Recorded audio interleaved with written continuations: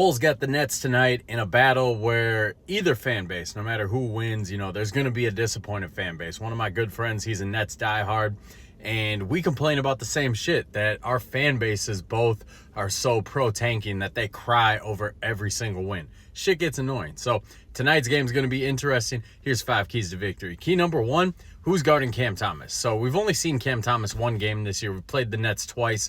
This will be the third time, but he sat out the second game. He was hurt for a while. That first game, he torched us. That first game, he had 32 points.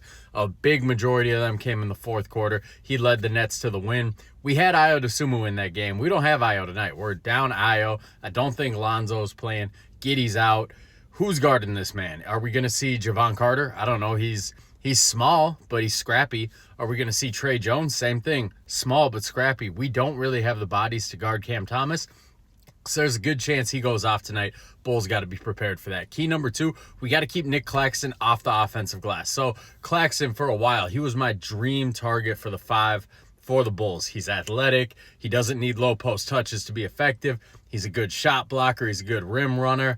The Nets signed him to that giant contract. He's been a huge disappointment for them this year, but he's still a player. He can still get after it when he's motivated. He just hasn't looked motivated this year.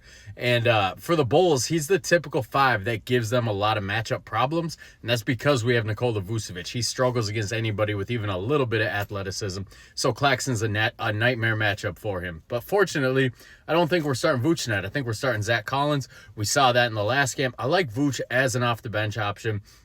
He needs his low post touches to be effective. In the second unit, you can get all the low post touches you want, man. So he's a good scoring punch off the bench, and I just like the way Collins fits with the starters a lot more. So hopefully Collins tonight, he can keep Claxton off that offensive glass. Key number 3, Coby White. You got to step up, Coby. There's no Josh Giddey, and I've been a big proponent lately of Kobe's not a point guard. He's a shooting guard. His main goal is just to get buckets. I don't care about his defense. I don't care about his playmaking. I just want him to get buckets. Well, that goes out the window tonight without Josh Giddey. Without Josh Giddey, you got to pick up the slack on the playmaking end. So we got to see Coby White be a little bit more of a point guard. He should still be primarily a 2 guard. Just going to have to cover a little bit of point guard duties tonight. Key number 4, Matas Buzelis. So Buzelis with Giddey out, that opens up a lot of opportunities for Buzelis to be in more of a creator role, to be in more of a playmaking role. We've seen it a couple times. We've seen some nice passes from him. It hasn't been a primary focus for the Bulls this year. Hopefully without Giddey tonight, we see the ball in Buzelis' hands a little bit more, see a little bit more playmaking out of him.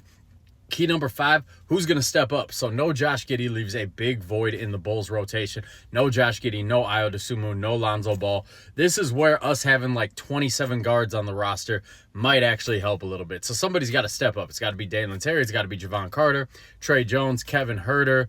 Somebody's got to step up, man. Somebody's got to take those minutes, fill that void. This isn't a game that the Bulls can lose just from a pride standpoint, man. You can't be losing to the Brooklyn Nets. So those are my 5 keys to victory. Let me know in the comments what you think, how you feel about tonight's game.